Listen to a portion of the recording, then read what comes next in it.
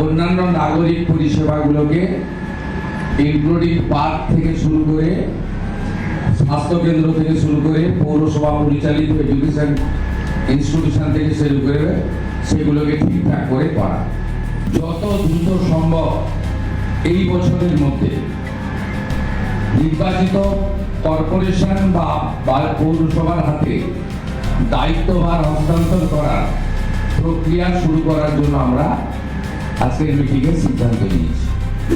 মহিলাদের উপর অত্যাচার, পুলিশকে পরিষ্কার বলা হয়েছে নতুন করে এফআইআর করতে, এফআইআর নিতে, অ্যাকশন নিতে, এবং বিশেষভাবে গতকাল থেকে অনুপ্রবেশকারীদেরকে কোর্টে না পাঠিয়ে বাংলাদেশ বর্ডারে বিএসএফ এর কাছে পাঠানোর যে আইন কালকে কার্যকর হয়েছে গতকাল পশ্চিমবঙ্গে, পুলিশ কমিশনারকে এবং আরপিএফ কে ডাইরেক্টলি বলে দেওয়া হয়েছে হাওড়া স্টেশন থেকে গণতান্ত্রিক পৌর বোর্ডের হাতে হাওড়া কর্পোরেশন এবং বালি তুলে দিতে পারে। 500 জন অ্যাপ্রক্স তারা বেতন তোলেন, পরিষেবা দেন না। 8 ঘন্টা তো অনেক দূরের কথা, 8 মিনিটও দেন না। মূলত 1 দশকেরও বেশি সময় ধরে হাওড়া কর্পোরেশন ইনক্লুডিং বালি তার নির্বাচন না হওয়ার ফলে এখানে জনগণের নিত্যদিনের যে পরিষেবা ভীষণভাবে বিঘ্নিত হচ্ছিল। তার সাথে সাথে বিদায়ী সরকারের যে দৃষ্টিভঙ্গি ছিল, তাদের কাছে রেল ছিল শত্রু, এবং হাওড়া সিটি রেলকে বাদ দিয়ে রেলের যে সিস্টেম আছে, রেলের যে আধিকারিকরা রয়েছে, রেলওয়ে অর্গানাইজেশন রয়েছে, তাকে বাদ দেওয়া হয় না। আমরা এখানে হাওড়া পুলিশ কমিশনারেট এলাকার 4 জন এমএলএ সহ আমাদের ডিস্ট্রিক্ট ম্যাজিস্ট্রেটের নেতৃত্বে সিভিল অ্যাডমিনিস্ট্রেশন ইনক্লুডিং এইচএমসি এবং Bally municipality, PMDA, Howrah improvement trust, HIT, ডিজিপির নেতৃত্বে সিপি সহ পুলিশ আধিকারিকরা এবং আমাদের জিএম 2 জন ছিলেন, ইস্টার্ন এবং সাউথ ইস্টার্ন, ডিআরএম ছিলেন, রেলওয়ে অথরিটি। আমরা ফুল কোঅর্ডিনেশন মিটিং করলাম। কর্পোরেশনের ক্ষেত্রে প্রায়োরিটি 1 পরিশ্রুত পর্যাপ্ত পানীয় জল, 2 ক্লিনিং, 3 নিকাশি ব্যবস্থা, 4 অন্যান্য নাগরিক পরিষেবাগুলোকে ইনক্লুডিং পার্ক থেকে শুরু করে স্বাস্থ্য কেন্দ্র থেকে শুরু করে পৌরসভা পরিচালিত এডুকেশন ইনস্টিটিউশন থেকে শুরু করে সেগুলোকে ঠিকঠাক করে করা। একটা কোঅর্ডিনেশন কমিটি হয়েছে, তাকে কোঅর্ডিনেট করবেন ডিস্ট্রিক্ট ম্যাজিস্ট্রেট, আর তাকে মনিটরিং করবেন রাজ্যের মিউনিসিপ্যাল অ্যাফেয়ার্সের সেক্রেটারি মিস্টার খলিলাল। আমরা রেলের পার্টি কি কি কাজ, আমাদের পার্টি কি কি কাজ, এর একটা লিস্ট আমরা করব। জেনারেল ম্যানেজাররা তাদের ইঞ্জিনিয়ারিং সেলকে নিয়ে এসেছিলেন, তাকেও যুক্ত করে দিয়েছি। হাওড়া শহরের প্রাথমিক চাহিদাগুলো পূরণ করে লং টার্মে হাওড়াকে আরো বিকশিত নগরী তৈরি করা এবং ডিলিমিটেশন, ওয়ার্ড ডিলিমিটেশনের কাজ কমপ্লিট করে যত দ্রুত সম্ভব এই বছরের মধ্যে নির্বাচিত কর্পোরেশন বা পৌরসভার হাতে দায়িত্বভার হস্তান্তর করার প্রক্রিয়া শুরু করার জন্য আমরা আজকের মিটিংয়ে সিদ্ধান্ত নিয়েছি। মাননীয় 4 জন বিধায়ক তারা কর্পোরেশনকে, পুলিশকে, জিএমকে পরামর্শ দেবেন, আর সেই পরামর্শ অনুযায়ী তারা কাজ করবে।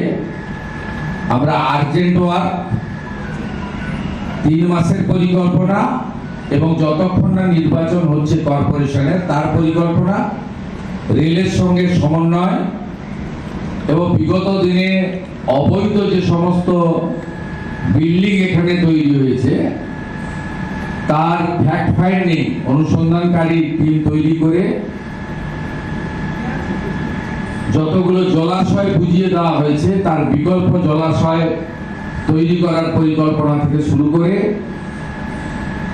আমাদের অন্যান্য যে সমস্ত নীতি বিরোধী দুর্নীতি সম্পর্কিত যে সমস্ত কাজ করেছেন কিছু বিল্ডার্সরা, সেই বিষয়ে আমরা আলোচনা করে তদন্ত করার ব্যবস্থা করেছি।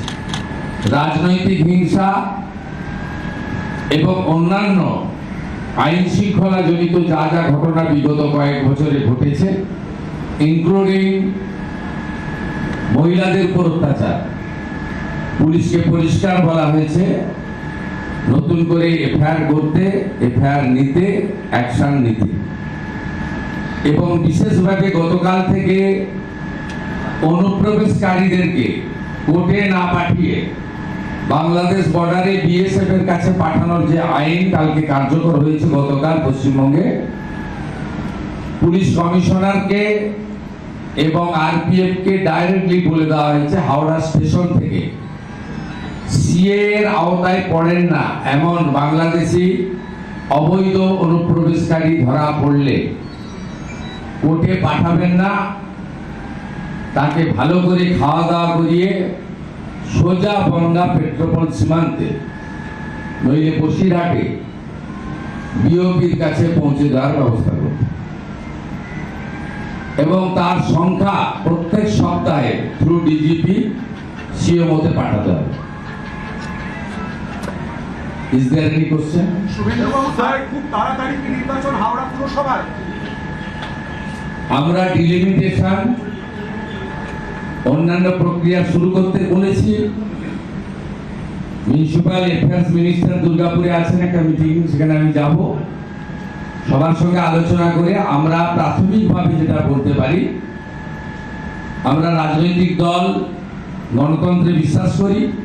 আমরা মনে করি পৌরসভা কর্পোরেশনে জনগণের অংশগ্রহণের মাধ্যমে নির্বাচন ছাড়া প্রকৃত পরিষেবার স্বাদ মানুষ পেতে পারেন না।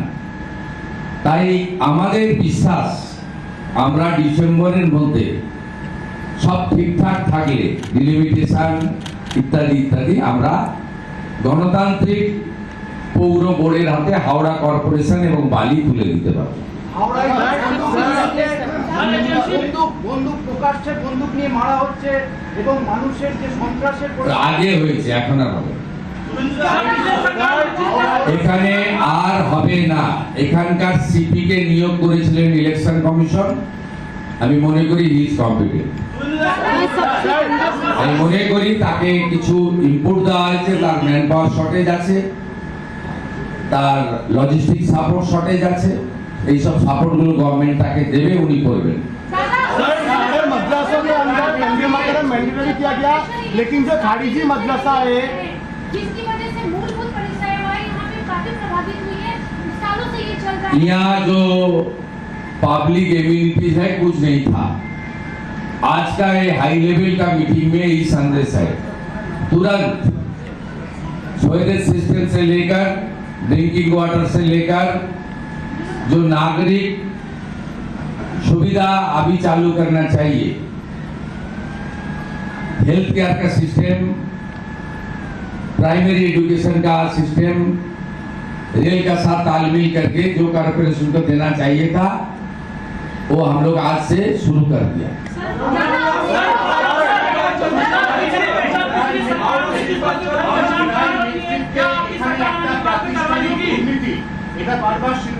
তদন্তে উঠে আসবে রিটায়ার্ড জাস্টিস মাননীয় বিশ্বজিৎ বসু এবং এডিজি র্যাঙ্কের আইপিএস জয়রমন সাহেবের নেতৃত্বে কমিশন হয়েছে।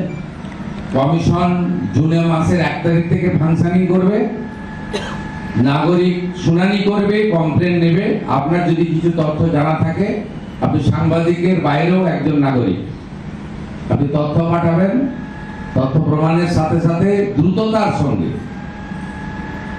প্রমাণিত তথ্যের ভিত্তিতে এফআইআর হবে, গ্রেপ্তারও হবে, পানিশমেন্টও হবে। আর আর্থিক দুর্নীতির ক্ষেত্রে সরকারি টাকাকে উসুল করা হবে, মানে আদায় করা হবে। আরেকটা কথা বলে শেষ করব, সেটা হলো এখানে 1700 জন লোক কাজ করেন পৌরসভা কর্পোরেশনে ক্যাজুয়াল কন্ট্রাকচুয়াল। আমাদের কাছে প্রাথমিক অভিযোগ এসেছে 500 জন আউট অফ 1700, বিভিন্ন ক্যাটাগরি মিলে বলছি 1700, যা আমাকে এইচএমসি এর কমিশনার বলেছেন।